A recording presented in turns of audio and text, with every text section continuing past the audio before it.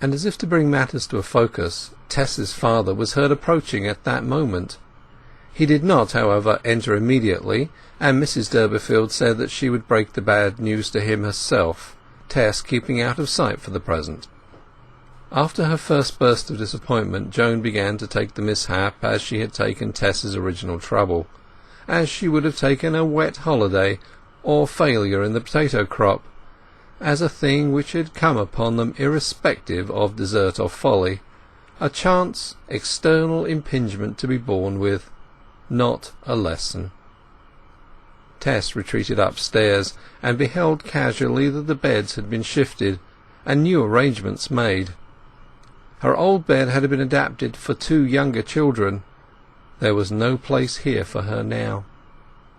The room below being unceilinged, she could hear most of what went on there.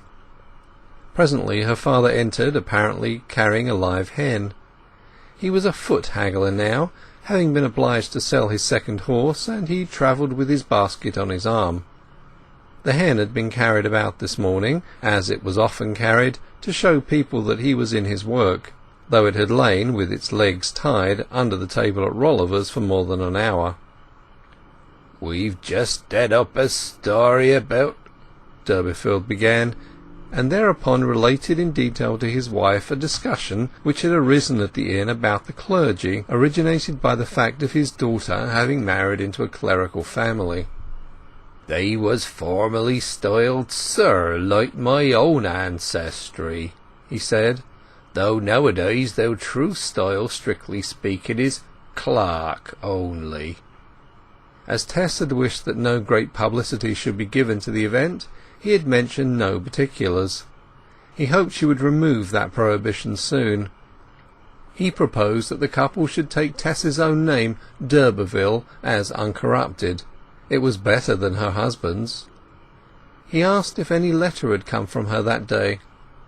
Then Mrs. Durbeyfield informed him that no letter had come, but Tess, unfortunately, had come herself. When at length the collapse was explained to him, a sullen mortification, not unusual with Durbeyfield, overpowered the influence of the cheering glass. Yet the intrinsic quality of the event moved his touchy sensitiveness less than its conjectured effect upon the minds of others. "To think, now, that this was to be the end on't," said Sir John, "and I with a family vault under that there church of Kingsbere as big as Squire Jolland's ale cellar, and my folk lying there in 6s and 7s, as genuine county bones and marrow as any recorded in history. And now to be sure what they fellows at Rolliver's and the Pure Drop will say to me, how they'll squint and glane and say, 'This is your mighty match, is it? This is your getting back to the true level of your forefathers in King Norman's time.' I feel this is too much, Joan. I shall put an end to myself, title and all. I can bear it no longer. But can she make him keep her if he's married her?" "Why, yes, but she won't think of doing that." "Do ye think he really have married her, or is it like the first?" Poor Tess, who had heard as far as this, could not bear to hear any more. The perception that her word could be doubted even here, in her own parental house, set her mind against the spot as nothing else could have done. How unexpected were the attacks of destiny, and if her father doubted her a little, would not neighbours and acquaintance doubt her much? Oh, she could not live long at home. A few days accordingly were all that she allowed herself here, at the end of which time she received a short note from Clare, informing her that he had gone to the north of England to look at a farm.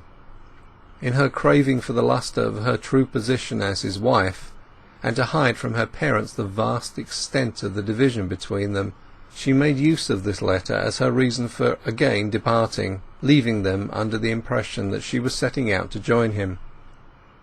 Still further to screen her husband from any imputation of unkindness to her, she took 25 of the £50 Clare had given her, and handed the sum over to her mother, as if the wife of a man like Angel Clare could well afford it, saying that it was a slight return for the trouble and humiliation she had brought upon them in years past.